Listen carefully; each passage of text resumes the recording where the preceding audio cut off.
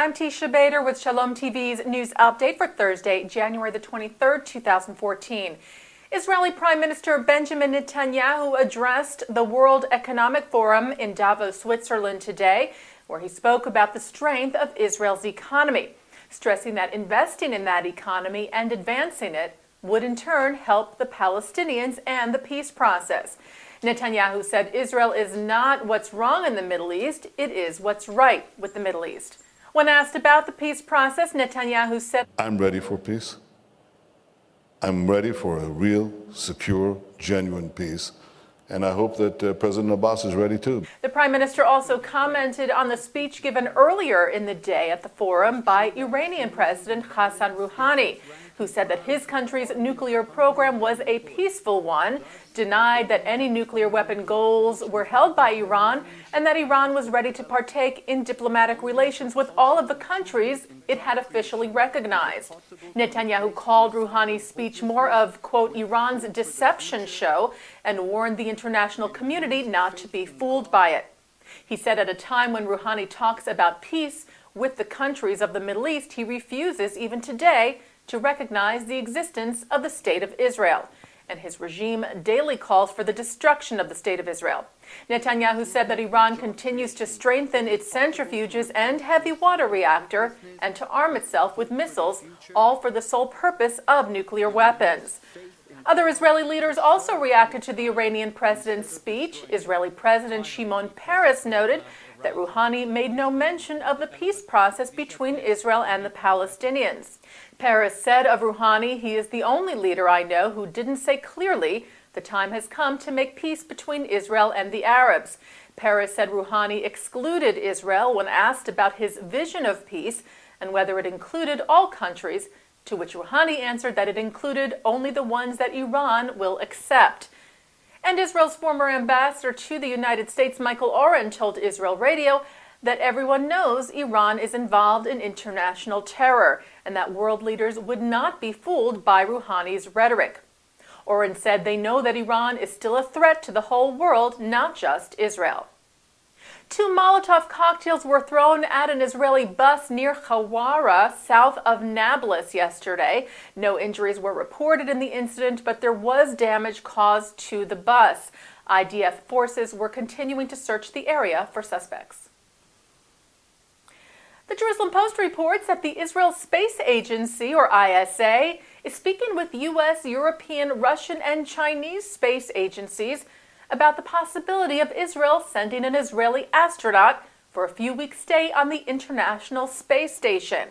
If agreed to, this would not happen for another 4 years or so, as all flights to the space station are currently booked for the next few years. But ISA Chairman Professor Yitzhak Ben Yisrael said that if Israel wants this to happen, talks need to begin now. He told the Jerusalem Post yesterday that he thought there would be many candidates eager to go to space, despite the tragedy that killed Israel's first astronaut, Colonel Ilan Ramon, nearly 11 years ago. The Jewish Week reports that 2 modern Orthodox high schools in the U.S. are now allowing its female students to don tefillin, or phylacteries, during morning prayer services at their schools.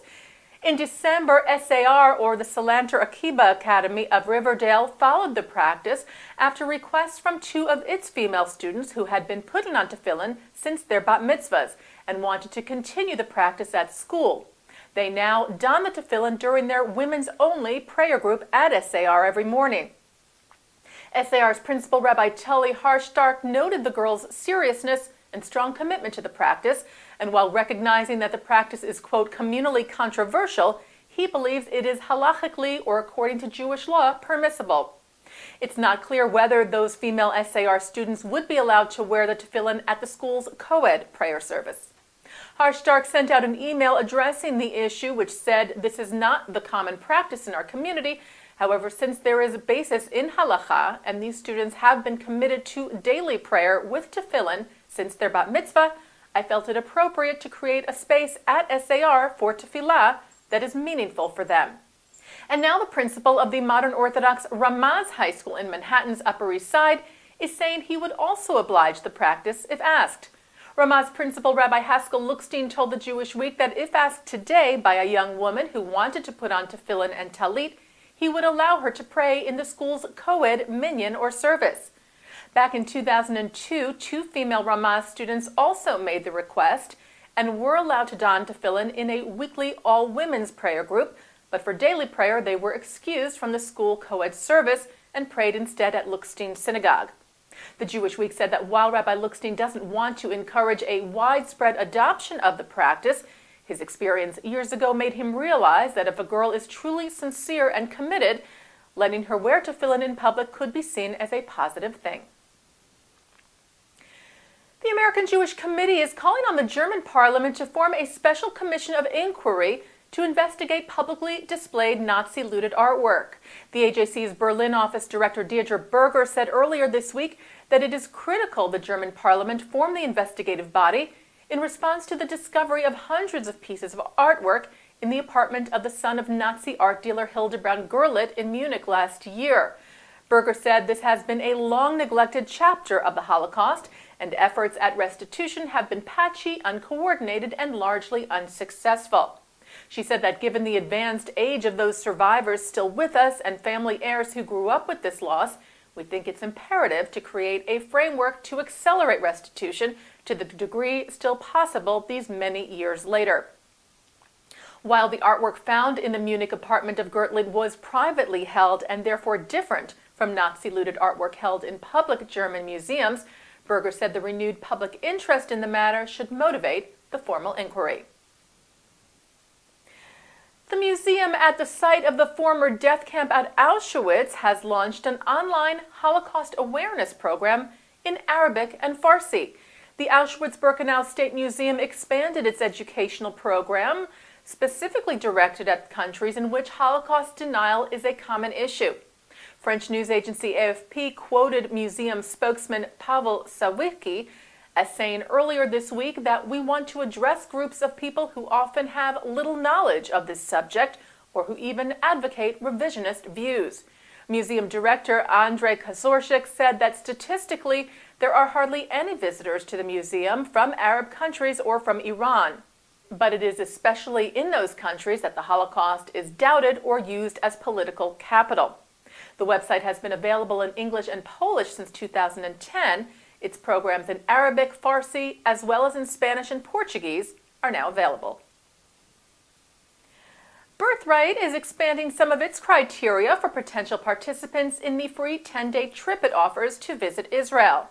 Following a meeting of Taglit Birthright Israel's steering committee, the Diaspora Affairs Ministry in Israel announced new guidelines that would enable Jewish students between the ages of 18 to 26 who have already traveled to Israel on a peer educational trip or study program to come for a second time, although those students' trips would be paid for exclusively by organizations in the diaspora. Jerusalem and Diaspora Affairs Minister Naftali Bennett, who chairs the committee, said expanding Birthright would strengthen the identity of Jewish students as well as their understanding of Israel. He said Taglit has proven itself as a leader in strengthening Jewish identity amongst young people in the diaspora and building ties with the State of Israel. Further saying that expanding the participation criteria will add to Taglit's positive influence in the Jewish world. Taglit also announced that it would increase funding to promote birthright participation from the Jewish community in France, with the challenges faced in the community there, including an increase in anti-Semitism. And turning to our Shalom TV programming for tonight, Thursday, January the 23rd, at 7:30, a new Shalom TV program, Eye on Israel, with Shachar Azani of the Israeli Consulate in New York talking to Sivan Yaari about her organization, Innovation Africa. Then later tonight at 9 o'clock, Mark Golub sits down with Deputy Speaker of the Knesset, Moshe Feiglin, who talks about his approach to the Israeli-Palestinian conflict on the Shalom TV original series, Voices of Israel. That is followed at 9:30 with a unique look inside Hebron with David Wilder. That's tonight here on Shalom TV and ShalomTV.com. And that's Shalom TV's news update for Thursday, January the 23rd, 2014. I'm Teisha Bader.